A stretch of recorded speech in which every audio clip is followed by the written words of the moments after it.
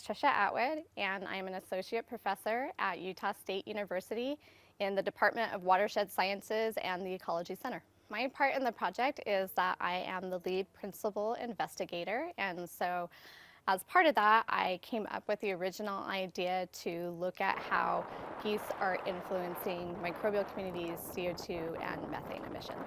So I am an ecosystem ecologist, which means I'm interested in how animals largely affect microbial communities, how that can affect plants, and how ultimately that influences some sort of ecosystem function. And in this case, we're looking specifically at CO2 and methane. The geese start showing up around May, and the second that the snow is off and they can access the grass, they start eating it. The big component of this is once they have their goslings, is that the parents will bring the goslings to this particular type of grass, which is a carex, and they will start to forage there.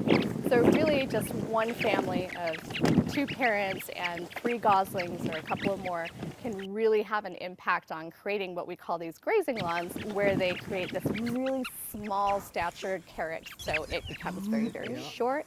It almost gets like this flower or rosetta type pattern to it, and it's really, really high in nutrition. So you can almost think that the geese are like gardening.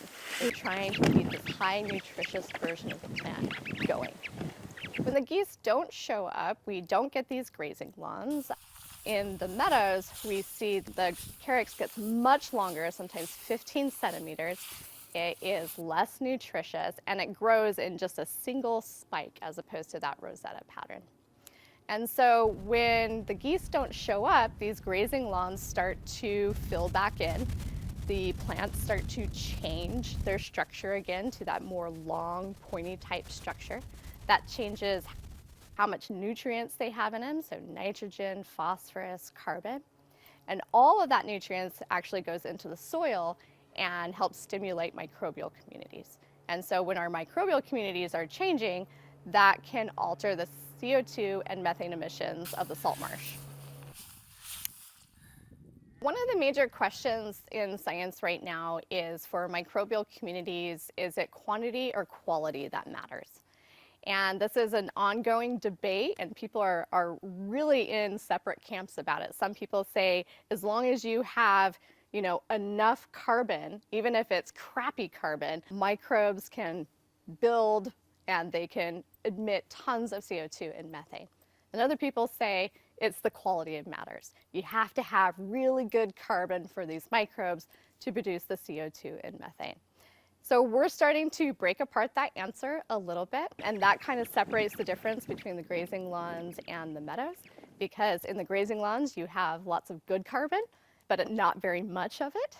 And then in the meadows you have crappy carbon, but tons of it.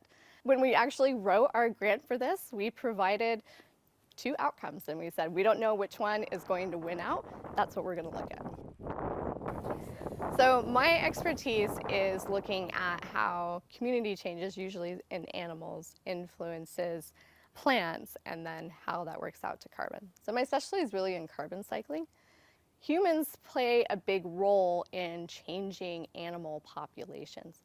And if we don't look at that to understand how our management is changing those and what that will influence carbon and ecosystems, then we aren't really seeing the whole picture, and we aren't going to be able to predict our carbon budget into the future if we don't add animals into that. Animals can affect 3 aspects of carbon. It can affect its accumulation, it can affect its retention, and it can affect what the product is. So is it CO2, is it methane, or does it get stored in the soils as organic carbon? So animals can have this influence on pretty much the whole aspect of the carbon cycle that humans are interested in.